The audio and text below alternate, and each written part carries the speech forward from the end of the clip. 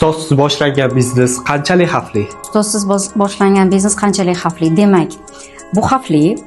Ya'ni tasavvur qiling, qorong'u ko'chada siz bir o'zingiz ketyapsiz. Bu xavflimi? Albatta xavfli. Siz nima chiqishini bilmaysiz. Endi ustoz o'sha qorong'u ko'chadagi chiroq vazifasini bajaradi. Ya'ni sizni xavf-xatardan, xatolardan ogohlantiruvchi shaxs. Albatta, ustoz bilan manzilga ertaroq borasiz. Ustozsiz borasiz manzilga, lekin juda ko'p vaqt yo'qotasiz. Vaqt bu buyuk ne'mat, qaysiki takrorlanmaydi, uni qaytara olmaymiz. Bu ma'lum muddatga beriladi hammamizga, to'g'rimi? Endi o'zimni esimdan kelib chiqadigan bo'lsam, misol uchun mana PhD himoya qildim, 14 yil umrim ketdi.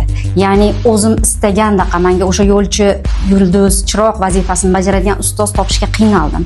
Qachonki ustoz topganimda, demak, natijamga erishishim oson bo'ldi va xatolarni takrorlamadim. Shuning uchun ham biznesda ham umuman qaysi yo'nalish bo'lishidan qat'iy